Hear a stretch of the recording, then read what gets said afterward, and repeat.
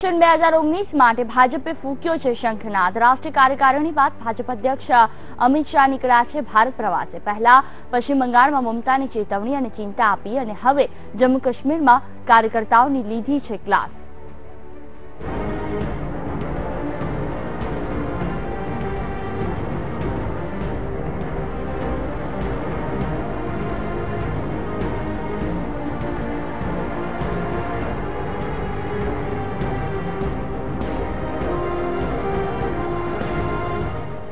Mission 2019 માટે ભાજપે ફૂંક્યો છે શંખનાદ।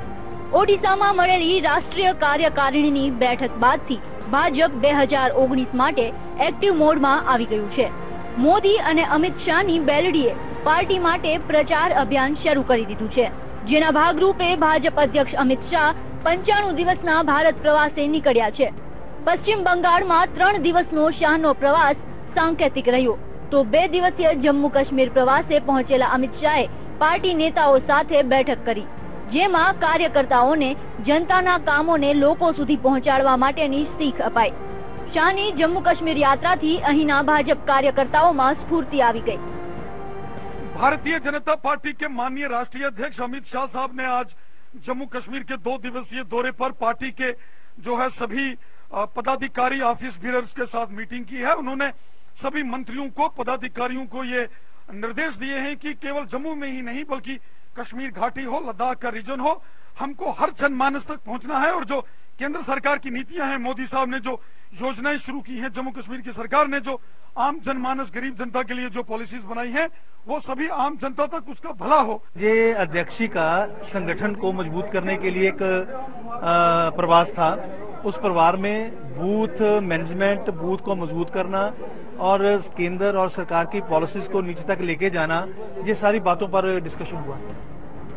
શાહનો આ પ્રવાસ 2019 માટેની રણનીતિનો ભાગ છે। આ સાથે જ તેઓ આગામી ચૂંટણી માટે 600 જેટલા કાયમી કાર્યકર્તાઓની એક ટીમ પણ બનાવી રહ્યા છે। આ ટીમ પાર્ટીની જીત સુનિશ્ચિત કરવા માટે કામ કરશે।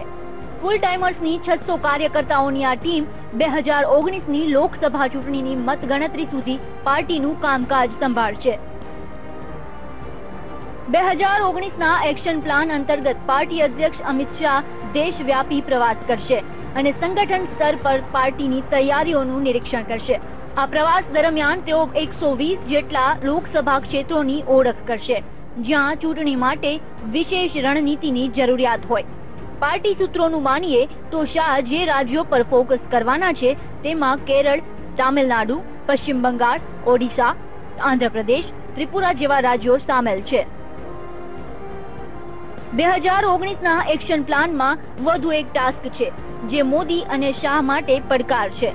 2019ની લોકસભા ચૂંટણી માટે મોદીએ જે ન્યૂ ઇન્ડિયાની સંકલ્પના મૂકી છે તેના માટે પાર્ટી હવે એક નવા ફ્રેશ ચહેરાની તલાશમાં છે।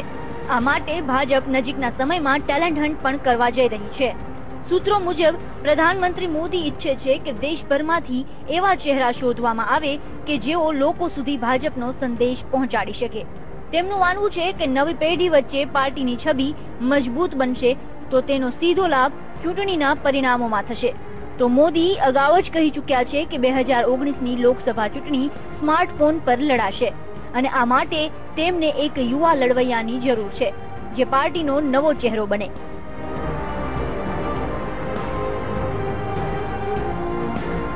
Bureau report, VTV news.